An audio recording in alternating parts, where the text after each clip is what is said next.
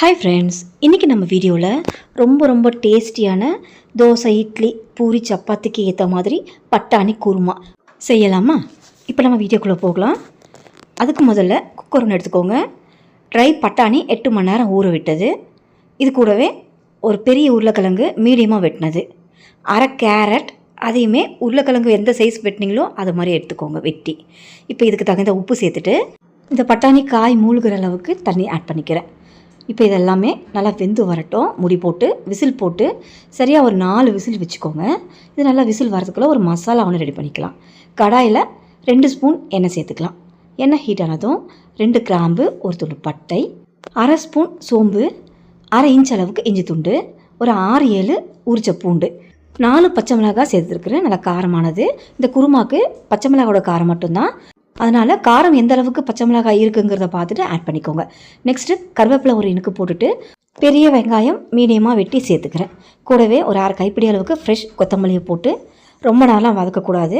இந்த பச்சை மிளகாவும் கொத்தமல்லியோட நேரம் மாறக்கூடாது. வெங்காயமும் ஓவர் குக் ஆகாமல் இந்த அளவுக்கு மட்டும் வதங்கினா போதும், ஜஸ்ட் 1 நிமிஷத்துக்கு. நெக்ஸ்ட் இது கூட 2 டேபிள் ஸ்பூன் அளவுக்கு துருவன தேங்காய் சேர்த்த பிறகு ஓவர் ஹீட்டும் ஆக வேண்டாம்.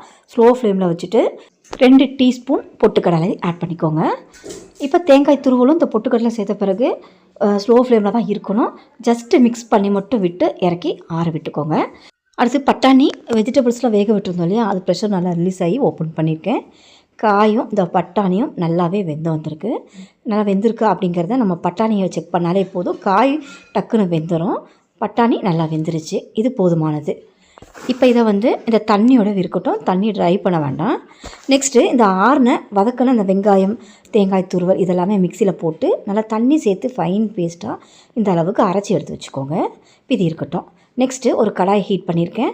எண்ணெய் ஒரு 2 ஸ்பூன் சேர்த்துக்கலாம். எண்ணெய் ஹீட் ஆனதும் ஃப்ரெஷ் கருவேப்பிலை கொஞ்சமாக சேர்த்துட்டு ஒரு மீடியமான சைஸ் வெங்காயத்தை இந்த மாதிரி ரஃப்பாக சாப் பண்ணி ஆட் பண்ணிக்கிறேன்.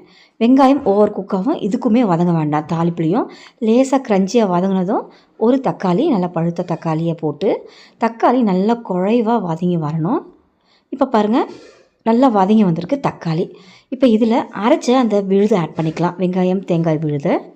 இந்த வதக்கின மசாலாவில் தேங்காய் துருவலும் போட்டிருக்கோம், பொட்டுக்கடலையும் போட்டிருக்கோம். அதனால் திக்கான பேஸ்ட்டாக மாறும். ஸ்லோ ஃப்ளேமில் வச்சு ஜஸ்ட்டு மிக்ஸ் பண்ணுங்கள் போதும். ஏன்னா நம்ம வதக்கி அரைச்சிட்டோம், பச்சை வாசனைலாம் இருக்காது. இது கூடவே கொஞ்சமாக மஞ்சப்பொடி சேர்த்துட்டு நல்லா கலந்து விட்டு நம்ம வேக வச்சு எடுத்து இந்த பட்டாணி காய்கறிகளை ஆட் பண்ணிக்கலாம். சேர்த்துட்டு தேவையான அளவுக்கு தண்ணி ஆட் பண்ணிக்கோங்க.